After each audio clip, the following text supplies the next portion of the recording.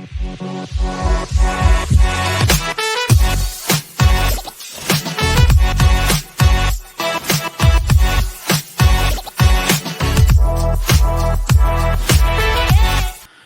everybody, to Generation Dan, the only podcast that with 4 payments of $69.95, you too could be doing a podcast on a Sunday. My name is Atlas Novack. I'm your millennial. Who else is here with me? I'm Dino, the genetic marvel, and I'm the one paying the money. It fucking sucks.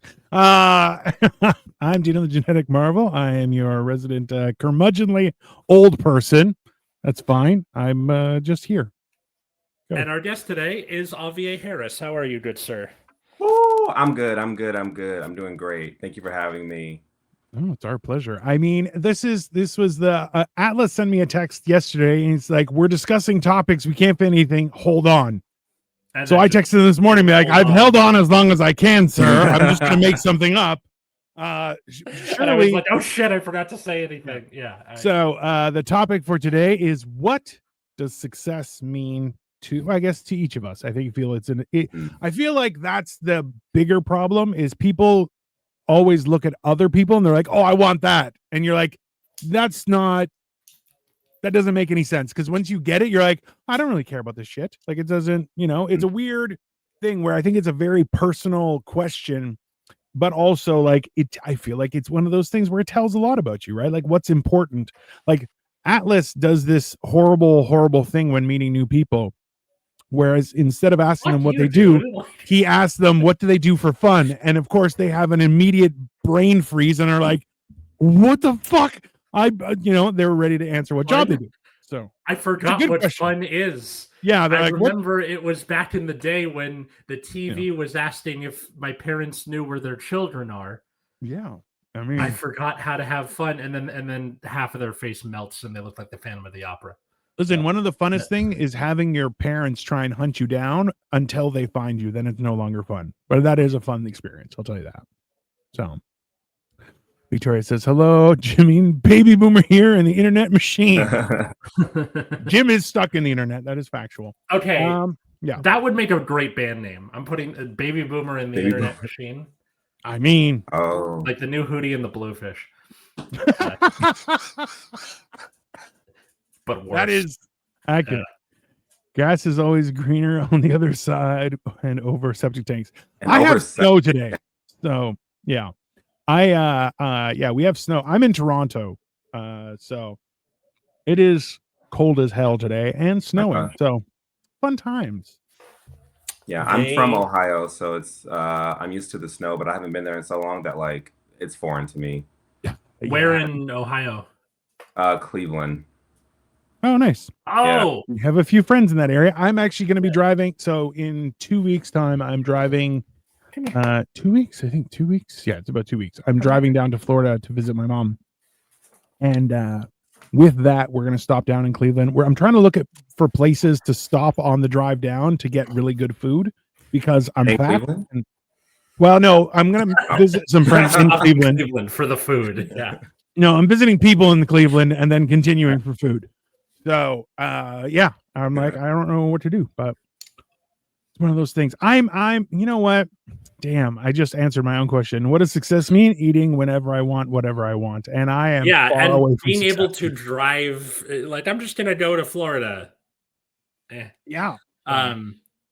Now, in a normal country where adequate vacation time is given to people of all economic stripes, you just have a month off like you do in Europe. That is very much common. But for the U.S., you get, 2 weeks, if that? After 10 years of service. Yeah. It's like, there's a thread that I read the other day about a boss texting a worker that just had a kid. He's like, hey, now that you're done with your baby making, when are you coming back to work? She's like, it was 2 weeks ago. You need to calm the fuck down. My God. And Halloween was yesterday. Christmas. Yeah. Yeah. Well, yeah. Same. I feel like people have stopped being able to enjoy the calm. Just to be like, hey, we finished that. You have a day off. Just do nothing. It's fine. Yeah. There's a nice thing. Yeah, I feel like I never got to experience that. I don't know, because like I'm a millennial also, but I'm like the youngest millennial, so I grew up with like internet and like heavy capitalism, work culture stuff. So it's like Yeah. I started working in the workforce when it was this. So I'm like, what's a day off? Like, I don't know.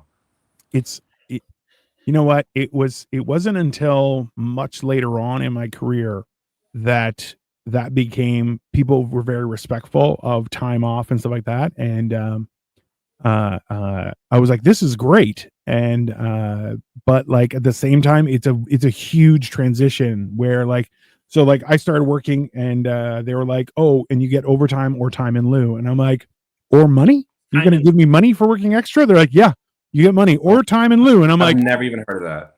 Yeah, I've never heard of time in lieu. So time in lieu is essentially you get days off instead. Oh, because overtime is time and a half. So you say, so if I have 8 hours or 7.5 hours of overtime, I get a day and a half of vacation time extra that I can just plot in. And it's essentially you just get massive amounts of PTO and then you don't pay more taxes. You just get more time off. It's quite nice. But me, I'm greedy. So I'm like, give me money. I want money. Right. So, but yeah, jobs that worked out with overtime. It's always been like, the overtime is as needed. Like, oh, you have to stay for a thing. We will pay you time and a half, but it's not like, oh, if you didn't use the overtime, it gets like given to you. And time in lieu sounds awesome. Right. yeah. It's one of those things that's it's a banking thing. But anyways, go on. Yeah. This topic of what does success look like? I had an interesting conversation with my students on Friday. So we were like reading a short story that involves a car. Okay. It's actually where the Rush song Red Barchetta comes from. Okay, whatever. Anyway, so you're the only Rush fan. I just sent you pictures of, hey, I'm listening Canadian. Yeah, it doesn't mean I only eat poutine and listen to Rush. Calm down. Okay, just relax. So anyway, we're reading that, and then the kids go, Mister, what's your dream car? And I'm like, I kind of don't have one. And they go, why? I'm like, because I don't really like it. I just want to get to point A to B, and I don't really care what I'm in, And then that kind of broke their tiny little brains a little bit because a lot of kids nowadays, I've noticed that they don't really have a dream job or a thing they want to do. They're just like, I just want to get money. I just want to be rich, which is really sad. Because the world looks like that now. For a lot of people, where it's like, I don't have a dream for anything. I just want it to be not that. See, this is the problem, is like, there's a lot of people who are like, money doesn't buy happiness, which is true, but also it's easier to cry in a Mercedes-Benz than it is on a bicycle.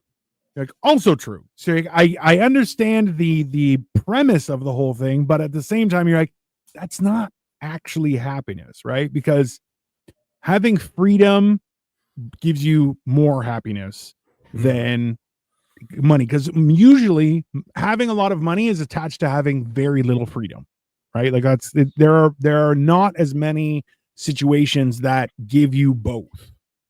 Right? You said having a lot of money is attached to having little freedom. Yes, in the sense that you have to work a lot of you're constantly doing stuff to create that amount of money. Like, so if you, as an example, if you started your own business, it's going to be 5, 10, 15, even 20 years before that business is at a position where you're like, you guys got this. I'm just going to fuck off. Right. Like, so that is okay. What's different is like, oh, I inherited my money and then like I, bought my way onto a board of a CEO. Because probably what Aughviee and I are thinking, correct me if I'm wrong, is like that. In which case you do have a lot of freedom. Oh, yeah. That's different. That's Dino's thinking of something else. Yeah. Hey, I'm still thinking of you doing it yourself and not it having happened to you. Right. Yeah. Okay. Yeah. So like, and this is the thing, actually. So I remember this. I'm not sure if this was in the States. I know they showed it in Canada. It was a documentary on all children of rich people. And they were all like, I'm messed up. And like, they would go through like how they would be like, I drink too much. I do too much drugs. And one guy was like, I was on the verge of like, I was ready to kill myself kind of thing.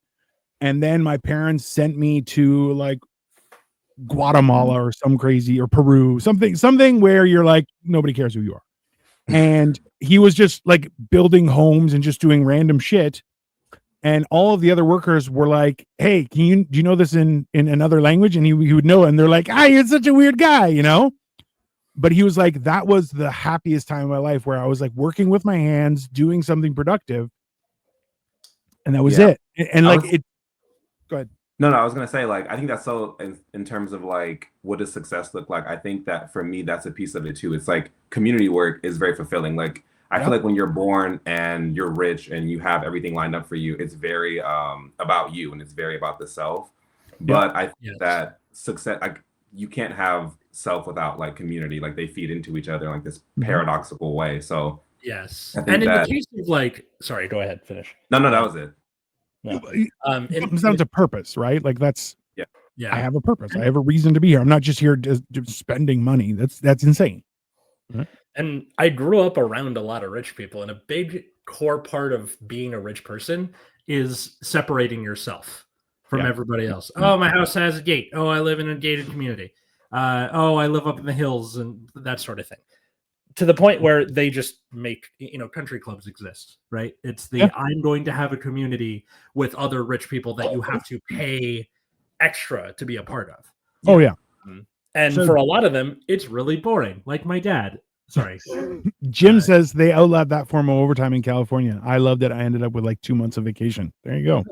Why do you guys hate everything that's fun? It's horrible. LOL Atlas, I feel the same way. I don't care what car I drive either, as long as it's safe and can get me to and from my destination. Unless you find a job that makes you passive income. I mean, yeah, everybody wants a job that passive income is this.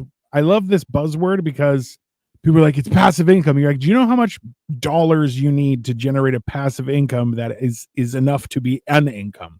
Like, it's like, it's a lot. It's a significant, because when ludicrously rich for that. Yeah. Well, when I was young, people were like, oh, you could have $1 million and have it in GICs and it would make you $40,000 or $50,000 a year. That was a normal thing. Then interest rates started to drastically fluctuate. Things got weird, and now $1 million, you're like, oh yeah, $1 million is not worth shit, and it's gotten a lot weirder, right? So, Aughviee, just so you know, I was a financial planner for like 15 years. Like I was a real person with a real job and shit. It was, but like, I don't know anything about any of that. That's all right. And I was like, right. Well, that's the thing is people are just like, oh, I just want my money to make money and then I don't have to work. And you're like, yeah, that's are you independently wealthy? No, okay, then that's not one of the options that you have. It is this weird thing where a lot of people are like, okay, this is one of the funny things was for a while they have I was at work and we would have like a lottery pool, which I'm like, great, no problem, fine, I'm involved, might as well. If everyone else is quitting, I'll quit too, So one of the other advisors was like, I mean, because the lottery was up at $50 million. And she was like, what would you do with that? I'm like, I know exactly what I would do. She's like, how? I'm like, our job is to plan financial plans. Like, I have a plan for if I win $10, I have a plan. If I win 50 million, I have a plan. And she goes, really? I said, yeah. She goes, what would you drive? I'm like, Batmobile. She's like, what? And I'm like, I would buy a Tumbler, and that's what I would drive. As my daily driver, I'm driving a Batmobile. And she was like, okay, what if you have more than one person to take around? I'm like, I would have a not as good second Batmobile that my guests would drive. I'm like, I have $50 million. What the fuck do I care? Like that just makes sense to me. But I'm happy being on Social Security free time is much better than working 7 days a week. I'm with Jim on that one. And like he did his duty to society and very much deserves it. Kind of. It will be the first one to be like, I did stuff. It's not. I would buy 1 million lottery tickets. That's not a solution, Jim. Jesus. That's listen. Like, yeah.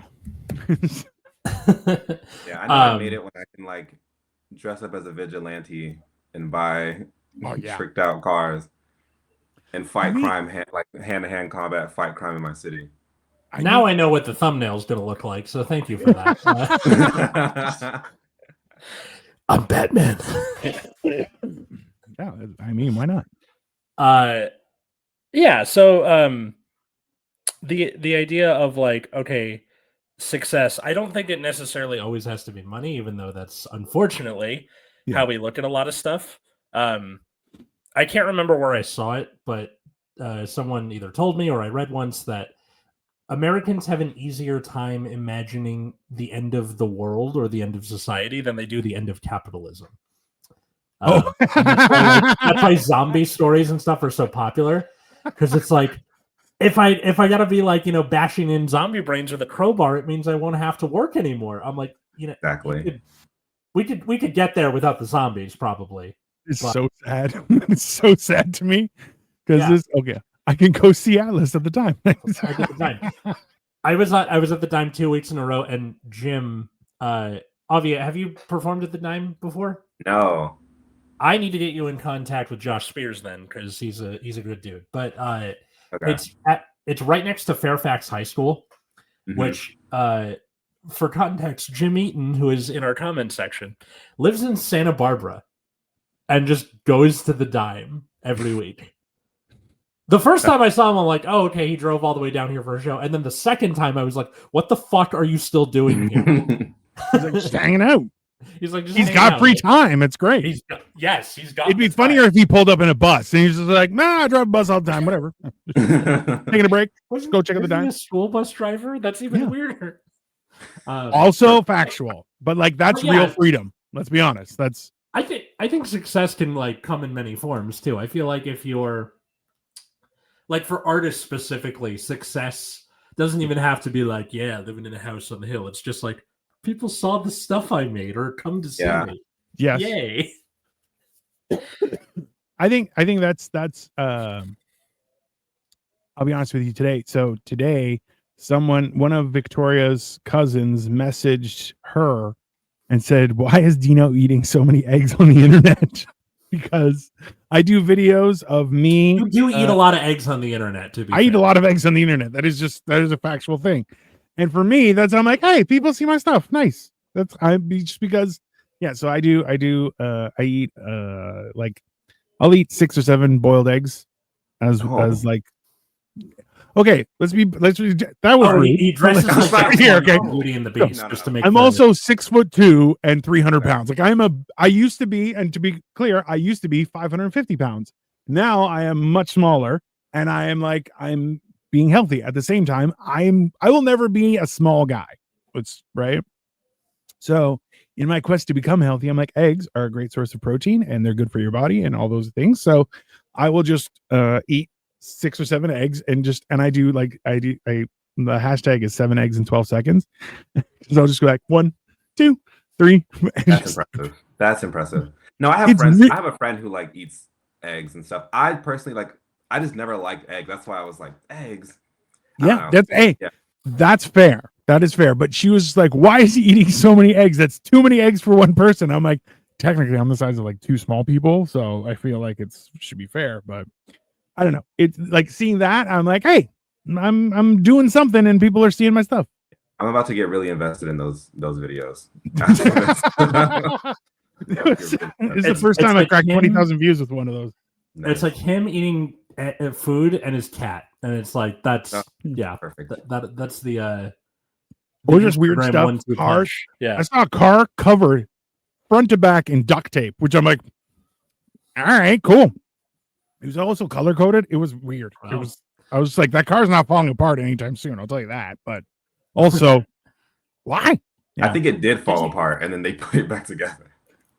Or like one little part was falling off, and they're like, "I got to make sure none of this ever falls apart." And we're duct taping the whole car. Well, have you ever seen somebody with like duct tape the color of their car? So it kind of you're like, "Oh, hey, that was falling off, and you found the right color. Nice." They're just like, "Did it?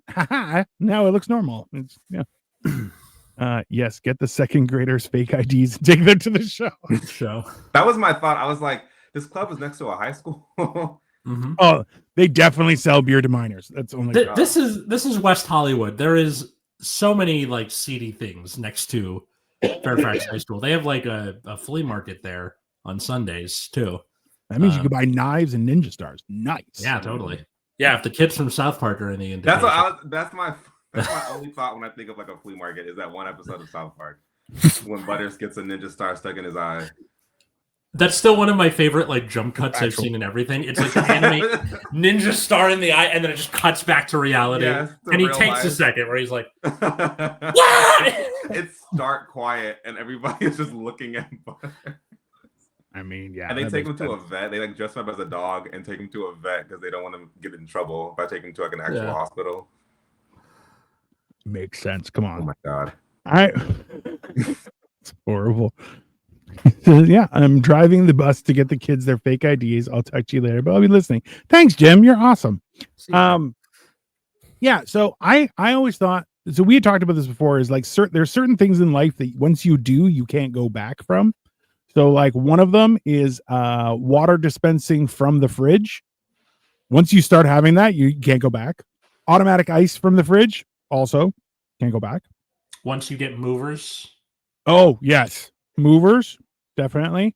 Then the other one is when you go from like a window air conditioning to central air, you can't go back. You're like, no, I need to dial. We have central air in this apartment, and my old place was like just a window unit in the living room, which was really long, so it didn't work super well. You had to do the thing like in Hey Arnold, where you're just like sitting by the window AC. Yeah, and like we bought a second unit for our bedroom, which was like one of the ones on wheels where you have to like physically put the hose in.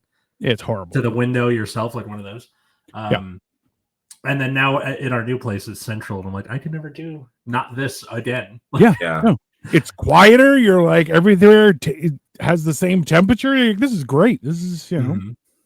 Yeah, I think that like one thing that I was told, or one thing I think about that I got advice once, it was like, you know, once you go up, or like once you move, that was like the example that someone gave me, like moving apartments. Like you start off in like some small apartment or whatever, and then you move to like a better one. And it's like success is like not going back. It's like you only go up, even if like the current state that you're in can be hard or challenging for whatever reason, like financially or whatever the thing is. It's like you never go back from that. Yeah. Like your current level is always like a little bit better and better and better every time you move. Yeah. You try. I think that's that thing that people have forgotten about, because people have this weird assumption, and I experienced this at work, where people are like, I rent, I want to buy a house. And you're like, okay, do you have a family? They're like, no, I'm by myself. You're like, okay, have you thought of maybe buying a condo instead? They're like, no, I don't want a condo. You're like, okay. Yeah. So to buy a house, you need $150,000 down. They're like, what? I have like 30. You're like, that's why you start with a condo. Then you're involved. You can make a little bit of money, and then you move on. Like it's a progress thing, right? And it's you realize you can't just immediately like, oh, I want to go from university and then I want to live in a penthouse looking over Central Park. You're like, okay, that's $27 million. So maybe why don't we rent for a couple of years, save some money? That's fine. I think about that. Part of it you can blame on. Like, go ahead. Just go. It's fine. No, I was gonna say, I think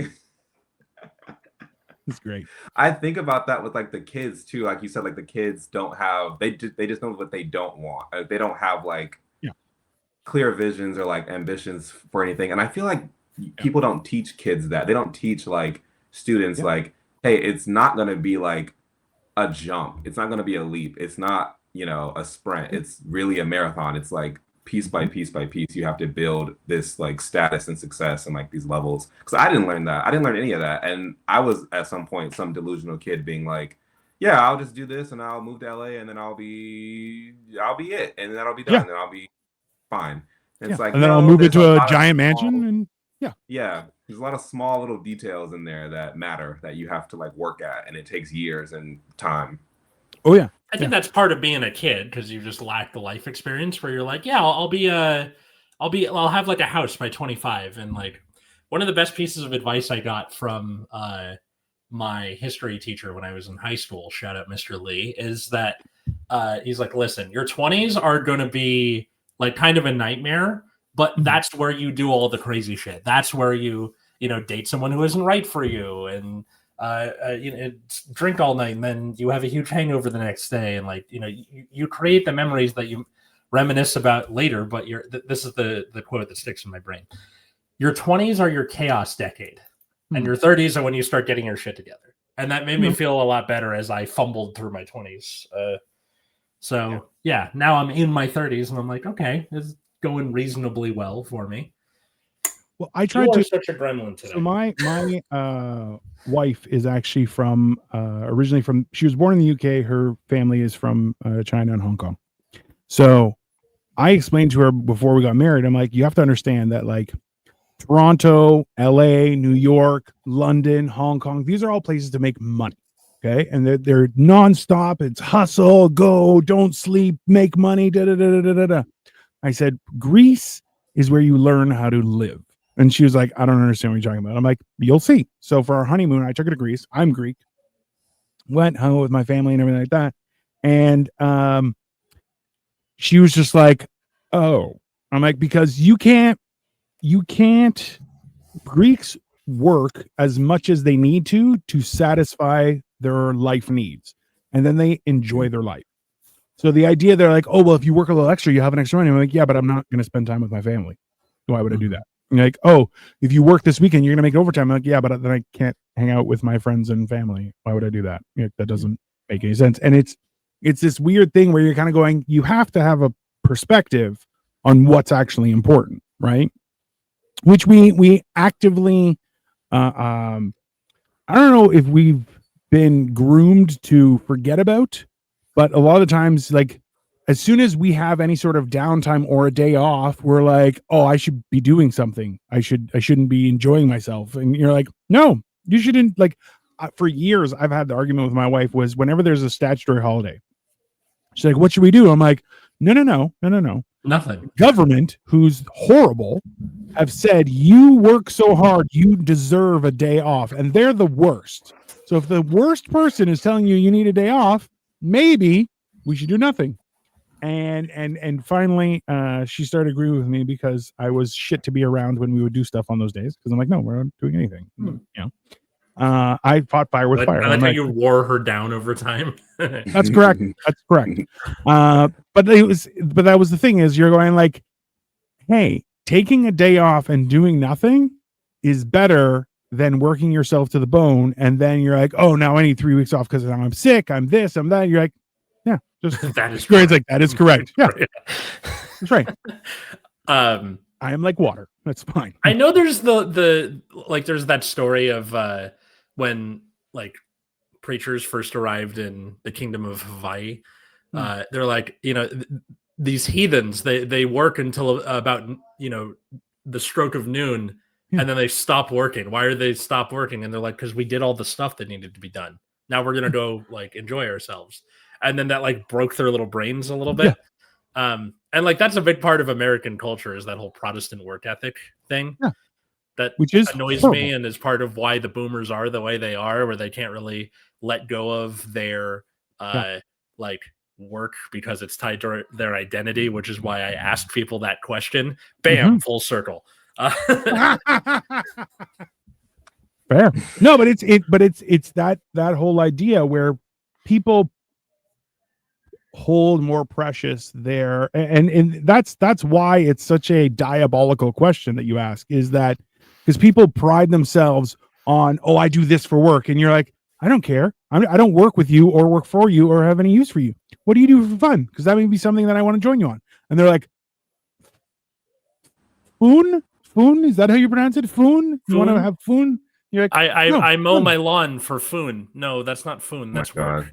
I have a neighbor who's like that, and I'm like, hey man, it's so we're in a semi-detached, so we share that lawn, the front lawn, with him, and he is out every day doing something, and I'm like, hey, you need to calm the fuck down. He's like, maybe you need to work harder. I'm like, I'll fucking kill you. You need to stop doing stuff. Because it just I just imagining him like threatening you with a garden hoe or something. I'm tempted. So he's been he's actually really very friendly and they're very caring. They're nice people. Yes. Our neighbor's But they lawn is also fantastic. threatened That's me true. with a garden hose, so it's fine. No, well, he has a leaf blower that he regularly blows leaves, and he doesn't blow leaves onto my side, but he'll blow leaves off of my porch and stuff. This is very thoughtful. So I'm thinking of getting a leaf blower and blowing his leaf because he's the one who has a tree, not me, and blowing his leaves back onto his lawn to be a dick. But then I'm like, he will probably get mad, and he's not a small guy, so I'm like, do I want to fight him? He's a little older, so I think I can take him. Yeah. But still, it's Depending which part of LA you're in, Aughviee, leaf blowers are like a war crime on the weekends. Really? Where in LA are you? Like, I'm in like East Hollywood. Okay, so that's not really as much of an issue. When you get to like the Valley or the West Side, like places where people tend to have bigger yards and stuff, like people who like start leaf blowers on the weekend, everyone's like, fuck you and fuck your noise machine. I'm trying to sleep in. Yeah, and they're like, but it shows my success to blow the leaves off. No one fucking cares. Let them decompose. I don't know why people are like, I have to blow leaves or mow the lawn at 7 o'clock in the morning. You're like, number one, you definitely don't. You definitely don't. And I will come out there and I will kick over your lawnmower. I think it's mostly so like, it's like a heat thing, right? Like I don't want to do it when the sun is out because it'll be too hot. Yeah, sure. But like Saturday morning, 7 a.m. is like a little disrespectful. It's very disrespectful. Yeah. Especially I'm living my laziest life. Work anyway. Yeah. I've only had it where like I'm driving and someone's like blowing leaves off of like a sidewalk or something, but as I'm driving, it's like hitting my car. What? Oh, I've been like the leaves in the trash, like hitting my car. How dare you? How dare you? Like, I get enraged by. See, I'm old, Aughviee, and I will just be enraged by the dumbest shit all the time. But yeah, it's just like today. I stopped my car at a pickup area to pick up my wife because she was grabbing groceries. And somebody looked at me and they started cursing. And I'm like, what? I'm in the pickup area, you dumb piece of shit. He's like, well, I was going to walk there. And I'm like, yeah, I don't care. I don't care about you. And then another guy sped past me just as I was starting to leave. And then he stops. And I'm like, yeah, what are you doing? You're driving in oncoming traffic. Be patient. Calm the fuck down. It also helped that all of them were Asians. And I'm like, hey, I'm a white guy. I drive better. Go fuck yourself. And they got very angry, but that's okay. I'm bigger than them. Doesn't matter. It's fun. It's great. Yeah. Driving in general is sucky. I'm not being from here. I really don't mind the traffic. Like I kind of don't care. I love LA. Like I love the city. Traffic is like, it's going to be there, whatever. My biggest thing that I hate though is like the lack of turn signals, especially at like four-way like intersections and like four-way stop signs. And like you get there at the same time as someone else. So I'm like, oh, we're both going straight because you're coming this way. I'm going this way. Right. You don't have a on. I don't have one on. So we're just gonna drive. And then like you go and then they just like turn in front of you. And I'm like, what? Why? Okay. I know. Fuck those people. Victoria says, Dino, you have become a grumpy driver. I'm just becoming grumpier and grumpier. It happens with the beard. As the beard grows, I get grumpier and grumpier. So people don't mistake me for Santa. I'm like, no. I was going to say Santa Claus must be pissed off all the time, considering the length of that beard. I mean, yeah, well, that's why he only works one day a year. She's like, yeah, no, I can't. Fuck them kids for the rest of the year. No, that's one of those things where like, wait, so do you still have Kayla Esmond's drop from years and years ago? Or did that no, no, damn. I don't even know where it is. She's just fuck them kids. Yeah. So a couple years ago, 1 year ago, I guess last January, 2 Januaries ago, Atlas got married and he invited me to his wedding. And I had never been to LA. And Atlas always tells a joke that like LA is an hour away from LA. And I'm like, all right. So the funny thing is that Toronto, where I live, is worse. It's worse than that. Like our traffic is significantly worse than you guys. Yeah. Why? We're idiots. Like, I don't know. At least you guys are more polite to each other. No. We say sorry, but still, like, I'll be honest with you. I've been trying to convince Victoria to allow me to put a battering ram on the front of my car. Just because I just want to hit people. I'm like, I want it to be like that episode of King of the Hill where they steal a tank and then I can't be trusted with somebody. Like I'm like, I would love a truck. If Victoria's like, you can't have a truck, you'll hit people. I'm like, that's correct. Oh yeah. I will 100%. Like, Like for a while, I had a gonna be LeSabre that has a flattening steel a bumper. toddler because I'm Dino. Yeah, that's Well, that's- yeah. So I drove a LeSabre that has a steel bumper, and a friend of mine, as a joke at a red light, he backed into me and gave me a little bump, to be like, ha ha ha. And I'm like, okay. So I put the car in drive, and then I pushed him into oncoming traffic. And I'm like, God. and he was like, what are you doing? And I'm like, no, don't touch me. I'll fuck you up. I'm like, "Yeah, don't. Yeah. It's I'm like the difference is like I've had, so on my street, I'm on a crescent and it opens up onto another smaller road. And I was turning and I didn't have a signal on. And I turned and a guy yelled at me and he's like, oh, nice turn signal. I think he called me an asshole, whatever. and so I looked at him and he was wearing headphones with cat ears on them. So I looked at him and I was like, nice jaywalking, pussycat. Yeah. Now he decides, because I pull forward, he's like, starts giving me the finger. So I stop the car and get out. And I'm, like I said, I'm a huge person. So I put one foot out and the whole car is like, and I've never seen a white guy run this fast. Like he just disappeared. And I was like, all right, I still got it. That's fine. No problem. Yeah, I'll happily get out of the car. I'm like, oh, you want to go? Yeah, let's do it. I've been waiting for a reason. I love calling this grown man pussycat. I don't know what. It was honestly, yeah. This is the one. Turns out Tom Jones was gay. It was one of those things where, like, the best part about doing comedy is that it lets you just transfer all of that to everywhere else. And that was one of those times where I'm like, nice jaywalking, pussycat. Hit so good. I think it was very like 1950s, right? Nice jaywalking, pussycat. Like very like, yeah. I think Aughviee is frozen. Oh, or he's boo happy. Oh well. All right, but it was going to happen to one there of us. he is. Oh, okay. There we go. All right. It's okay. That's never happened to me before.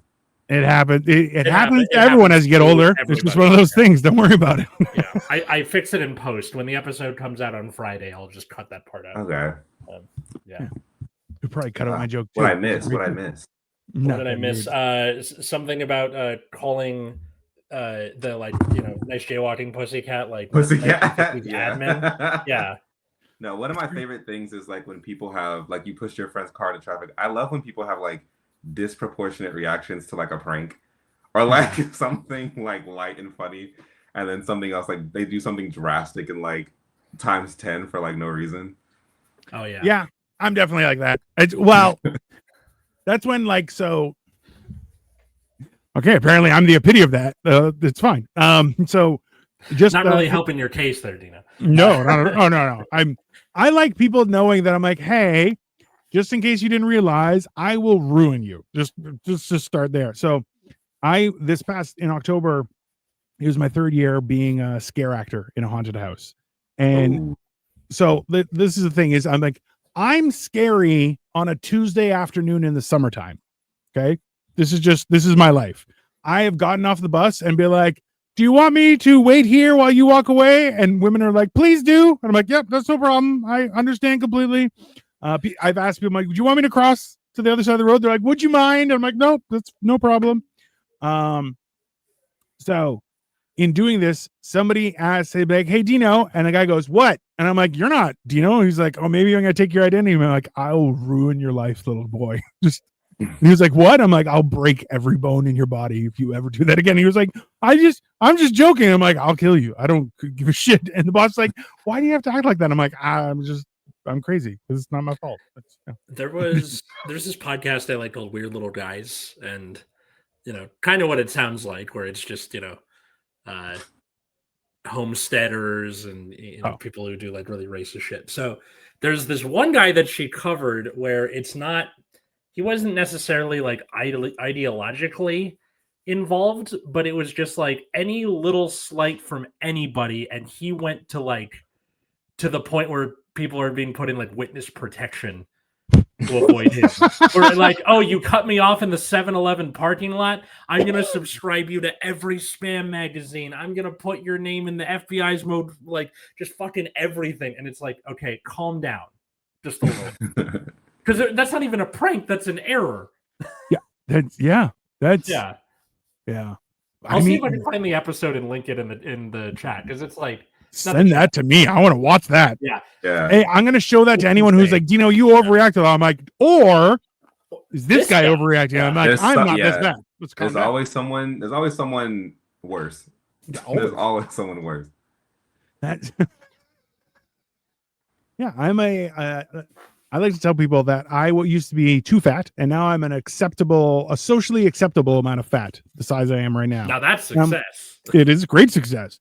And I'm like, that's the same. I'm like, I'm not nice, but I'm a socially acceptable amount of vengeful to people. I'm not, it doesn't consume my entire life. You have like 8 minutes of me being vengeful, and then I move on.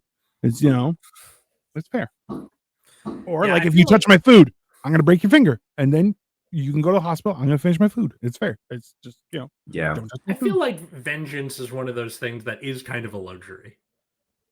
If that makes sense. I was kind of going to touch on that a little bit, I think. Yeah. I was going to say, like, with being like a performer or being like an artist and doing stuff, I'm doing like a lot more shows now. Yeah. But I'm like talking about this in therapy also. That's success, being in therapy. But I'm like, I have to kind of deal with like having like more of like a persona, or like having people project onto me, or like having people be like, oh, I saw you on this show, or I saw you do this thing once. Because it's happened to me once. I did a show, I did like an improv show, and then someone later, like weeks later, recognized me. And I was like, oh, like, thanks so much for going to that or whatever. But I was like, I'm not thinking now like, oh, people now have like perceptions of me. So like, do I have to like be nice, or like, I'm not mean, but I'm like, I have to now like kind of think about that more. Yeah. Like, I think that, yeah, definitely. So I've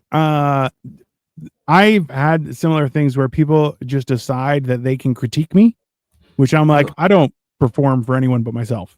It's to be very clear. Like, I'm not, I'm not paying you to coach me.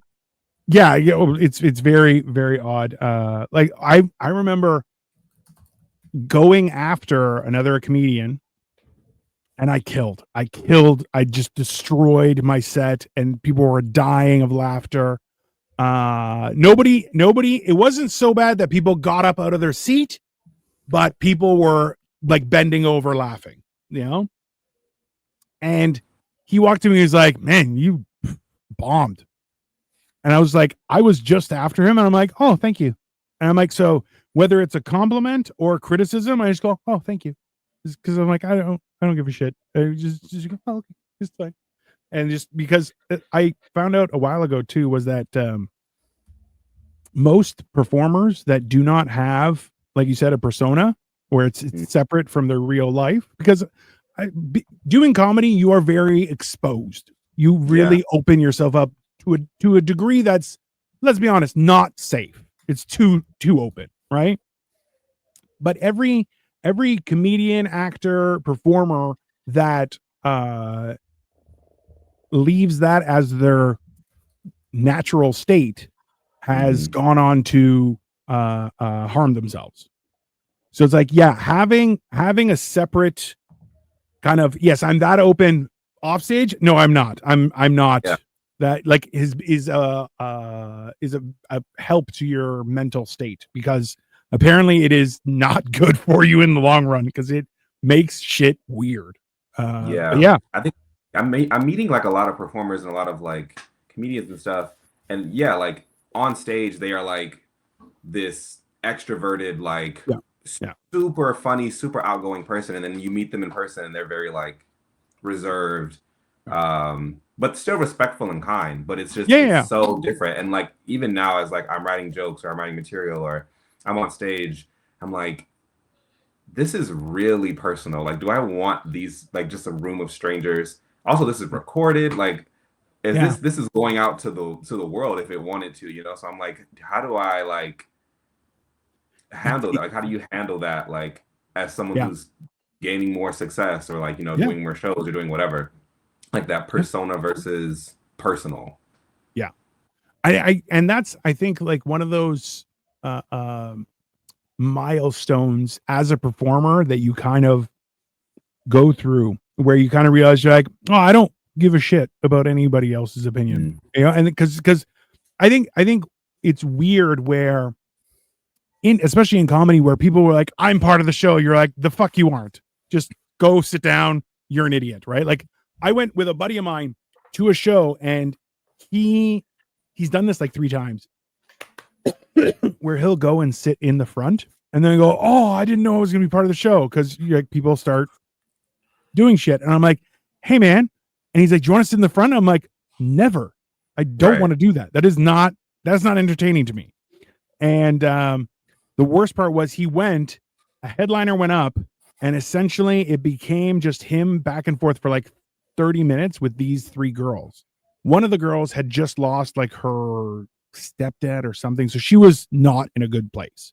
Oh. And then like afterwards, she's like, oh, we helped him so much. He wouldn't have had any material if it wasn't for us. And I was just like, you bitch. Like I was just so enraged. And I looked at my buddy. He's like, I'm so sorry. I'm like, yeah, you should know better. I'm like, crowd work is a luxury. It is not the basis for a performance, right? Like it's not.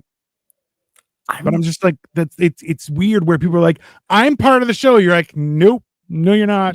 Nobody came here to see you. Just shut the fuck up. You know. I think I was never really a crowd work comic, and as I've continued doing it, it has become kind of the only way to move up in the world of comedy is to put your stuff online, but you don't want to burn material, so you put crowd work because that's on a per show basis. Yeah. So it's just kind of like I don't really want to see a comedian based on how good their crowd work is at all. So I don't really get the appeal, but it seems like that's just what the landscape is now. For me, I'm like, I get 8 minutes. I'm going to talk about myself. I'm going to ask someone else a question. Yeah, that's 100% where I'm like, I don't want to talk about you. I'm like, talking about me. Right? Like you have an hour, so maybe you take like 5-10 minutes out of that to talk to your front row, and then go back to the material. Like that's fine. And that's one of those things where like I never understood. There's 2 things that I don't understand because I end up being too mean is crowd work and roasting. Because I heard somebody at work was like, I'd love for you to roast me. I'm like, no, you wouldn't. I'm very, very fucking mean. I'm like, I'm the youngest of 5 kids. I am ruthless. And like it was one of those things. It was like, hello, who's this? Hi. Hello. 1897. That's all I got.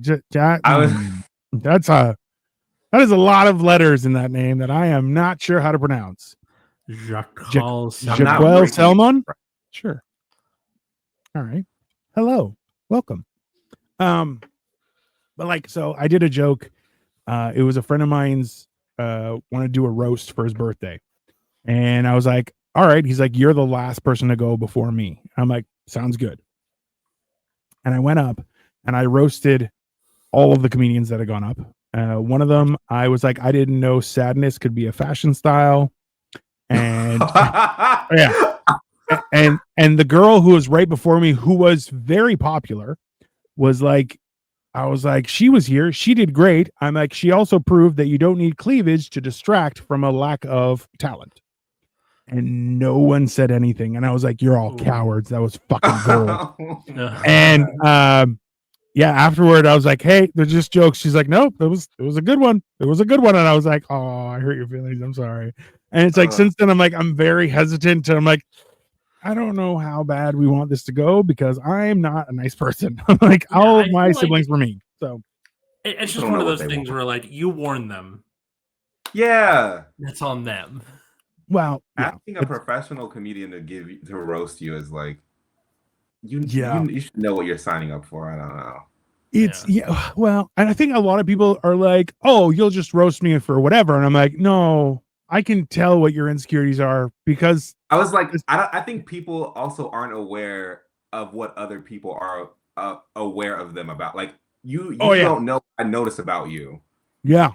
And it could be something really that you don't like and you don't want to hear about. But I think it's fine because you asked me to roast you. So I don't know. Mm-hmm.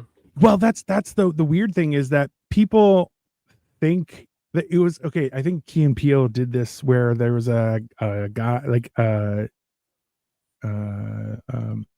Jordan did like a burn victim in the audience, and the guy's like roast me, and he had like one of those voice box things where it's like roast me, Yeah. and as soon as he starts crying, he's like, "Hey, no, that's not fair." You're like, "No, you asked me to roast you." It's like it hurts so much, and you're like, "Fuck!" You're like, "This is there's no helping. There's no good can come from this, right?" And Yeah. because You just gotta roast like other. You just gotta roast like other comedians. I don't know. I feel like I remember I was at a show, and like so every once in a while, if there's I don't know why this has happened to me a few times, is that I'll be on a show and there's somebody who's heckling everyone and nobody's doing anything about it. And I'm like, I can do it. I'll take care of it. So I'll go up and I'll sideline my set to just destroy that person. And usually, yeah.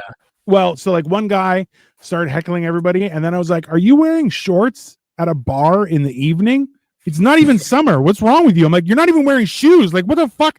And I started attacking his whole persona, right? Mm-hmm. And then another time there was two girls sitting up front.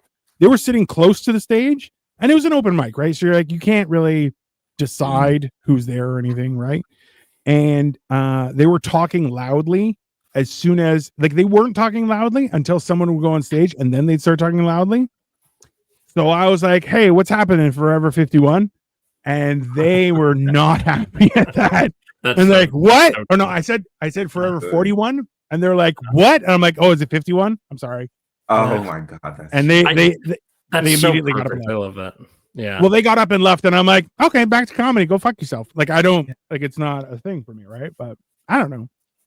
Yeah, buying tickets to a show to make a lot of noise is also insane. I don't know. It's I don't know. It's one of those things where like a lot of people don't respect comedy as a art form. Like I know up here there are whole grants for acting and drama and plays, zero for comedy. They're like, "Nope, it's not recognized as an art." And I'm like, "That's bullshit." Like it's so because like so we can't in Canada, I can't go to the States without following the like normal work permit process, which is like 9 months of paperwork and dog shit.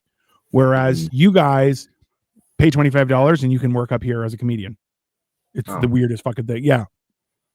So it's a weird thing up here. And then people are like, "Oh, you're like, you tell jokes?" And you're like, "That's sure. Okay. Let's say that. Go fuck yourself." You sing songs that propel a story for it. Like you can turn any fucking form of theater into that. Like yeah. And it's not like something it's not something everyone can do. Like it's not No. It's a talent that you have. It's a craft, you know. You have to get better at it. I feel like we're kind of self-folating there a little bit. I mean, just a little bit. Comedians, that's what we do. Like I'm fantastic, awesome. And I'll tell you why. I'm doing great. I don't know. Yeah. I'm actually a great person. Yeah. That's People every comedian everywhere is like, "I'm so much better than everyone here." And you're like, "What? Why is that a thing?" You just I have a bit on that where I'm like, "I'm taller, I'm Greek." Immediately I look down on everyone. Just those two things. And then I'm like, also too, I've been married for so long. I'm like, I've been married twice and I look like this, like a murderer. It's great. There's lots of stuff. But hey. I learned way too late that like my mom had been married twice before my dad. Like that came up when I was like 9 or 10. I was like, I feel like that should have coming up earlier. You know? And that also failed for the two of them. And then in my dad's case, it's like, okay, so my dad's been married twice. My mom's been married 3 times. It's not a good record. That is not a good record. That's 5 times to the World Series and nothing hit. Yeah. And I think that I wouldn't be talking about the World Series, Toronto. Oh yeah, I forgot to buy a jersey. Sorry. Yes, or it doesn't have to be a jersey, just some kind of LA Dodger thing. We had a bet going before the World Series, and whoever won had to wear the other team's gear for a week or for an episode. Yeah. Well, a hat'll work. A hat'll work. Yeah. Yeah, hat works for me. I can pretend I have hair. It'd be great. Like wear a hat. It draws more attention to his hairline. Hat man.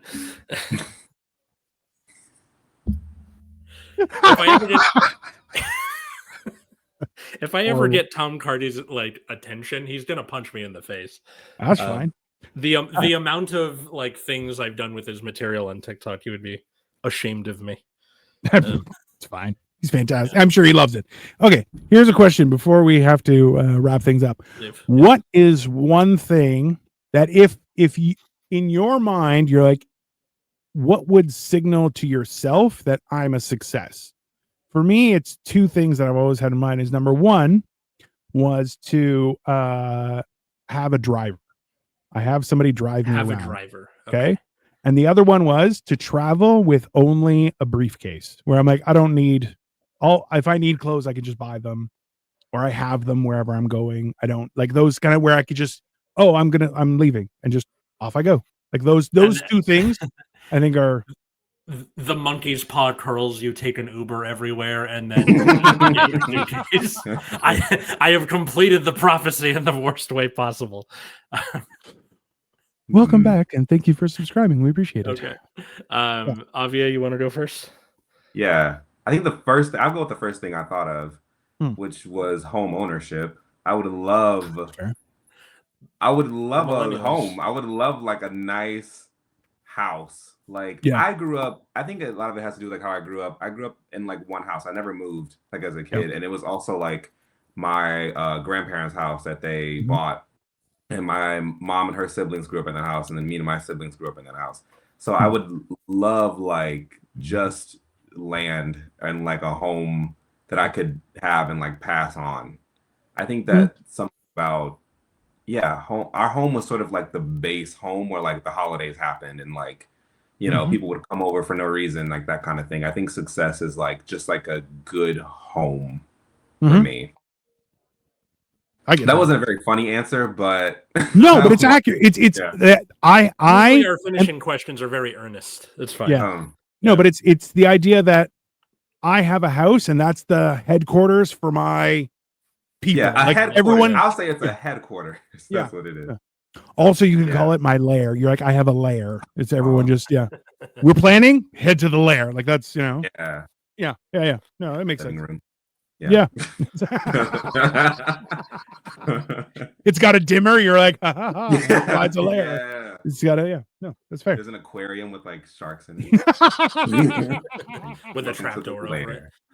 Yeah. I mean, the monkey's paw curls missed it by that. Yeah. This guy's way better. You got a house. The other guy's an Uber everywhere. What a moron. Yeah, that's fine. What about you? I think for me, there's a few like indicators, kind of like Dino, where you have multiple things that make up success. A house would be nice, but I think it's building like a strong family unit with my wife. So here's one example. We got one part of that. Hi, Pumpkin. Like, having kids and being what I consider to be a good parent and husband is success for me, which again, that's like kind of nebulous. That's not like something you can point to specifically. I don't get a medal or anything like that. I think if you're looking for something more concrete, maybe like getting published or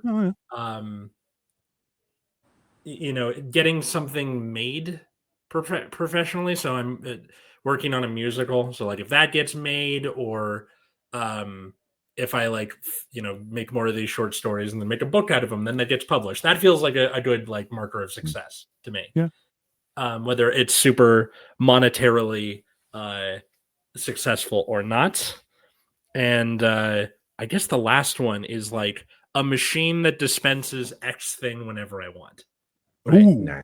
Dr. Pepper is the thing I'm thinking of, but it can be, whatever the like, I have a machine in my house that does this. Yeah, we'll get Dr. Pepper to be a sponsor of this podcast. Totally. I mean, this is probably like a sacrilege in doing that. I tried to find a Dr. Pepper t-shirt and I couldn't. We'll blur the shirt. It's fine. For people listening, I'm wearing a Coca-Cola t-shirt, so that's which is arguably the devil. At It least is because they just did since another they AI took the swap ad. cocaine out of it, they're the worst. That's it. Okay, they had a good product and they're like, man, it's Yeah. ruined. We're also just taking the cane sugar out of it. That's the last Hey, I am still a firm believer that we never got Coke Classic back. Okay, they came out with new Coke, they ruined everyone's life, and then they brought back some imposter that was not like real Coke. Bullshit. Yeah, I mean, what can you do? I don't know. Anyways, all right. Aughviee, thanks so much for coming on Generation Dan. Thank you guys for having me. This is my first podcast. So whoa, we broke his cherry. No, his cherry Coke. We broke it? I don't. Whatever. Horrible way of doing this, but okay. Yes. Where can people find and Coke follow you cherry. and all that good stuff? You can follow me on Instagram at my name, Aughviee, and I will spell it right now, AUGHVIEE. I post where I'm doing all my shows coming up and stuff, and I have some coming up. So yeah, be on the lookout. Fair. Okay. You can find me at Atlas Novack, wherever fine social medias are found, like TikTok, Instagram, and YouTube. You can also check out my other show, Nexus at Night, which is about the trading card game Card Fight Vanguard, although that very tenuous. We'll talk about a Vanguard thing for like 5 minutes, and then it just turns into whatever the fuck we want. So that's 7 p.m. Pacific on Fridays on YouTube. How about you, good sir?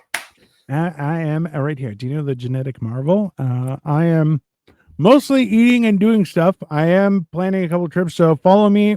My YouTube is the only thing that, well, no, I make money off everything, but YouTube is my main thing. So follow me on YouTube. It's very important to me. If you don't, I will hunt you down and kill you. No, I won't kill you. I will hunt you down though, and then I'll make you talk to me. It's weird. Yeah, I post mostly about food and stuff and weird things.